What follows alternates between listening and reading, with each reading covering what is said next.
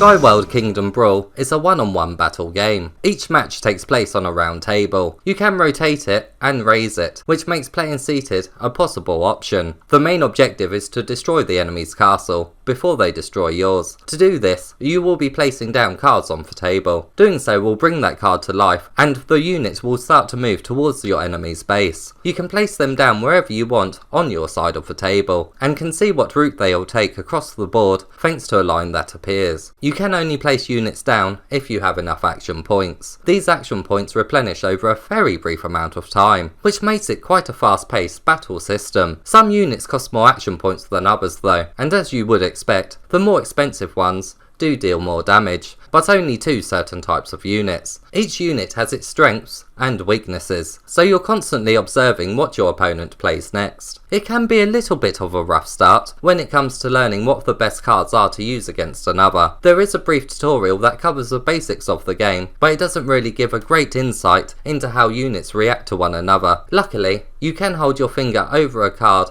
to bring up its information, and most importantly, what units it will deal for most damage to. This is a game all about speed though, so taking your time out to learn can certainly quickly put the odds of your opponent winning into their favour. But when you're used to the cards, it becomes a thrilling battle to see who can outwit the other, and the game overall is so much fun to play. There is over 20 tables that get picked randomly to play on. The majority of the time, the board layouts actually do play out in a similar way, as there is normally only 3 routes for the units to take. But even with there only being 3, you're always having to decide which is the best way to take, thanks to a couple of extra things that are located on the boards themselves. Either 2 or 3 circle spots make an appearance. When one of your troops passes over it, it will turn that spot to your colour, which makes a new unit spawn that will damage the enemy. But the more important thing to aim for each match is destroying your enemy's towers. Destroying one of these will make your side of the board where you can place down units larger. Each unit does move at a certain speed, so being able to have a slower moving but strong card spawn even closer to the enemy's castle can have devastating effects on your opponent. You don't even have to take out both towers first if you don't want to. The game really does give you quite a bit of choice with your approach,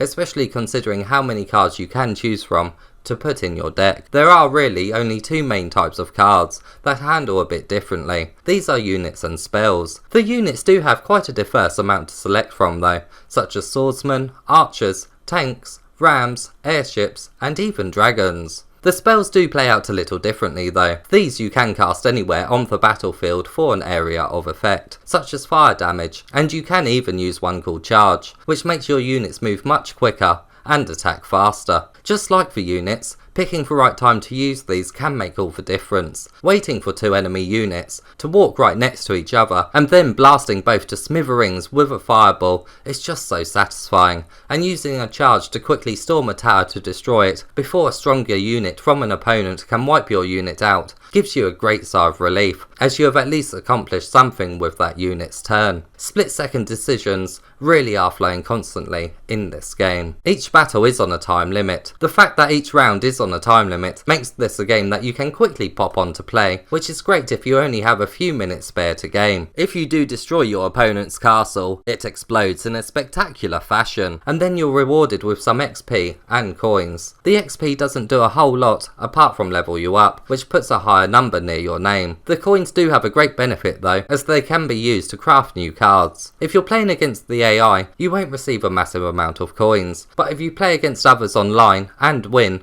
you will receive a lot more. This is a very online multiplayer driven game. There is no single player campaign for you to tackle, and the AI only has different difficulties you can put them on. Multiplayer really is the focus here. Oh, a VR card game I see. I've been waiting for this moment for quite a while now. Pick a card, any card, and remember it. What are you doing? We are meant to be reviewing a game, not performing magic tricks. It's hardly that intrusive, and besides, half of the screen is mine. It is actually just under half.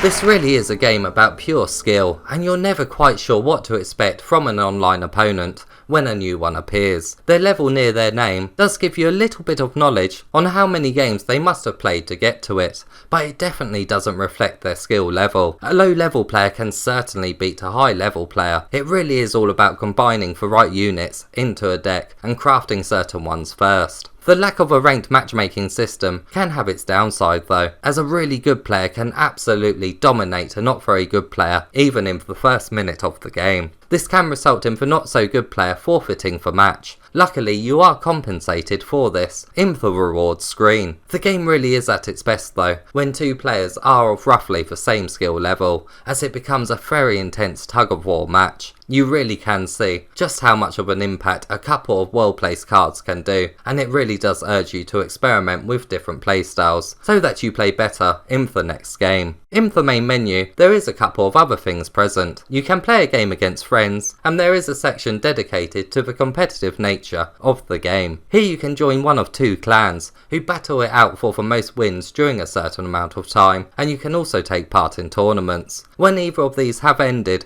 you are rewarded with a different type of currency, which can be used to unlock new avatars and gloves for you to wear. There is also global leaderboards for you to climb, if you enjoy that kind of thing.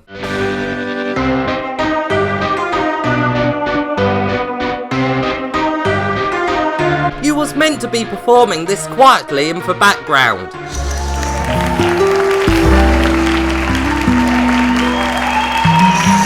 This is a very high quality game, and the amount of choice you have when it comes to deck building really is amazing. You can even place down extra benefits on a unit, such as giving them more attack power, but at the cost of less health. You really do have so much freedom. Like all good real-time strategy games, it's simple to pick up and play, but has a surprising amount of depth, and to top it off, it is at an extremely good price for what it has to offer. Yes, it's a very good game. That shouldn't be missed. We get it. Ramble, ramble, ramble. But now it's time for the moment that you have all been waiting for. I will now remove the one card that you chose. Ta-da! This is an old trick. Everyone knows how it's done. Fine. This is the card you chose. Now that's just desperation.